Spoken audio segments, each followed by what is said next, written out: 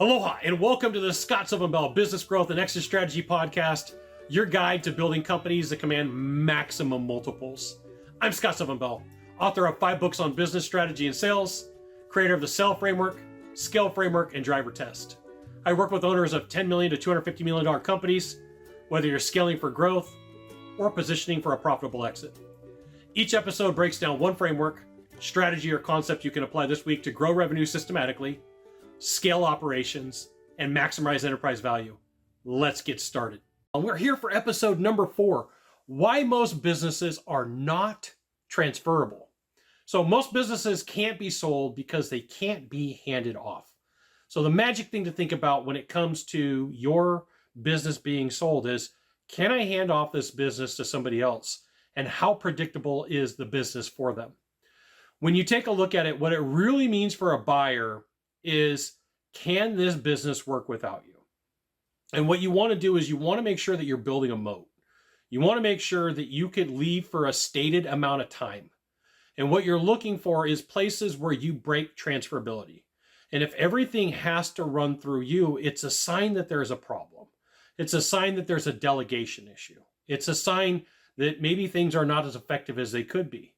And what happens is, in the mind of an investor or a mind of a buyer, what they're saying is, if everything's got to run through you, I'm going to have to find somebody to replace you. And they may place a discount on your business. Now, one of the ways that I take a look at valuation is an A-plus business can run without you for 3-6 months, and everything runs, it's predictable, growth happens, and you're good. An A-level business might have a couple of issues that are easy to fix. An A- company may have a couple more. A B may be a little bit of a management issue or some standard operating procedures. And C stands for chaos. And what happens is, when a lot of times a business, an operation, it has to include the founder. If they step away, it's pure chaos. What you're going to find as well is sometimes critical know-how is living in people's heads instead of systems. And you listen to any episode of this podcast or any of the content that I create, what you're going to hear me talk about a lot is standard operating procedures, job descriptions, and org charts. And there's a reason for this. It's predictable. Predictability is revenue, growth, operations, systems that allow for you to make money inside of your business, to make profits. When you're saying, hey, the only way that this gets done is this information sits within somebody, it could be because they're black boxing information. Black boxing information means that they don't want to tell you. That's bad, because what happens if somebody gets sick? What happens if somebody gets fired?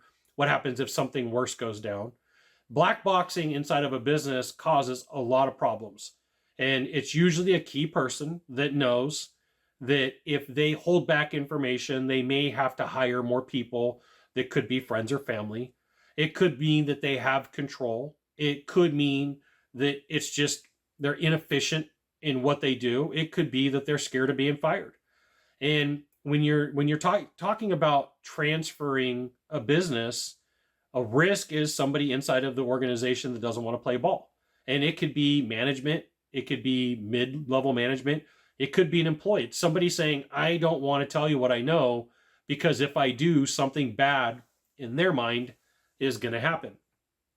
And what happens is, when an investor, a buyer comes in, undocumented execution becomes fear. Say, okay, well, how are we going to extract this information? Sometimes what happens is that person has to be job shadowed. Sometimes what happens is that person has to be paid extra. Like, show me what you're doing. Give me the recipe. And they know the jig is up. They're probably going to be let go. They're probably going to be replaced. They are not efficient. And when you have standard operating procedures for any role, any responsibility, people know that they can be replaced, especially if there's a scorecard card in place. They could take a look and they go, hey, there's a scorecard here. They may replace me if I'm not doing my job. If I go into an organization as a consultant, if I go into an organization as an advisor, if I go into an organization as an investor, if I have to depend upon interpretation, there's hidden risk. There's no definite information. It's well, this kind of happens. Like, no, we're looking at numbers. There's no formula for kind of in Excel. I've looked. I can tell you with certainty, it's not there. Like, when people start saying it's kind of, it makes me question, like, okay, why don't we know definitely? How come this information can't be readily found? Well, it relies upon fill in the blank. It requires a person, and they're out. Well, when are they coming back? Well, we don't know. They're on a leave. They're on sabbatical. That puts you in a bad position. You want to build a moat around your company, knowing that if any one person leaves tomorrow, today, that you can fulfill that role, that somebody can replace it. One of the things that you should take a look at as of today is who's black boxing information, meaning they're not sharing what needs to be done, and what can you do to extract that information, because they will hold you back from growth. They will hold you back from sell. They'll hold you back from your multiple. Like, if we go through the level again and we go A, B, C, they're creating chaos. And so if you were going to get $5 million for your company, are you willing to accept 4 because they're not going to play ball? Most people are going to be like, hey, Scott, for $1 million, I'll figure out a way to make this work. Sometimes in the face of adversity where it's a family member, this is one of the things that I've seen. I've seen companies literally pay somebody to not show up. They know, hey, listen, the game plan is for us to sell in 3 years, 2 years. And XYZ person is holding us back. They're a problem. They're an issue. We're going to figure out what they do, and we will pay them to leave. And this I've seen this conversation. Hey, person, we need you to show us how you do what you do, and we're going to put you on sabbatical for 2 years. And you're going to sign an NDA. And if you don't, we're not going to have this conversation. But, excuse me, the conversation starts with the NDA. We need you to sign this. Then you have the conversation. There's money at the end of the rainbow for you, but you're going to stay home for 2 years. Sometimes that person is let go, and they're just like, we're just going to have to figure it out. It just depends upon the role, depends upon the responsibility, depends upon the family, the company, the owners. I've seen this happen a couple of times. Quick break and message from your sponsor, Scott Sylvan Bell. That's me. If you're getting value from this episode, here's how to go deeper. First, subscribe to my weekly newsletter, The Party, at scottsylvanbell.com. That's where I share the strategies, frameworks, and case studies I don't release anywhere else. You'll get one actionable insight every week you can implement inside your business immediately. Second, while you're on the site, download the complete Sell Framework, Scale Framework, and Drivers Test, all free with scoring guides, worksheets, and step-by-step implementation checklist. These are the same frameworks I use with $10 million to $250 million companies to build systematic revenue, scale operations, and maximize enterprise value. Go to scottsylvanbell.com right now, subscribe to the newsletter, grab the frameworks, and let's keep building companies that command maximum multiples. Let's get going. If you're an owner, if you're a founder, and nobody else can do the key functions, you're at risk. That's a discount. So I've seen people flip cars in my lifetime, and every little ding and dent is like, that's a discount. That's a discount. If you count all the things that can't be done without you, in your mind, you should be like, that's a discount. That's a discount. And if your number upon exit, we're gonna make it really easy, was 5 million, you're like, that's $100,000 discount. That's another $100,000 discount. That's, and it's real money. It's real retirement for a lot of people. It's real, I'm going to move to a tropical location and never have to wear shoes again, which, by the way, sounds so fantastic to me. Never have to wear shoes again. Oh, that would be the greatest thing ever. Revenue that isn't durable or repeatable doesn't underwrite well. There is, I say this a lot, there's some MBA graduate that went to a really good school that overlooks your books, especially if it's a large firm, and they're not looking for excuses. They'll literally tell you. They're very analytical. I've met a lot of these guys. I've met a lot of these women. They're very analytical. Like, there's no room in the books for that feeling or that emotion. I can only put in numbers. Or I could put in a 0. That's all that it's got. That's their role. That's their function in life. You can't be mad at it. It's what they do. And if you don't have repeatable items, they're going to start chipping away at your multiple. They're going to start chipping away at what you're going to get. If the company culture is founder charisma, it's hard to transfer that. It's hard to get the right talent in place. It's hard to say, hey, we've got the opportunity to acquire this business. It's the founder needs to be there. And when you start looking around, if you need to be in the building, for ego, okay, that's something you can work on. If you have to be there because nothing's going to work without you and you've got to fix everything, that's a problem. Like every time I say that's a problem, you should be like, cha-ching, we're going to take some money away. Cha-ching, we're going to take some money away. It's not a trait, it's a build process with deliberate design and choices. It's choices from like it. I have a friend, John Benson, he's a copywriter, and he has this phrase, it's not your fault, but now that you know, it's your responsibility.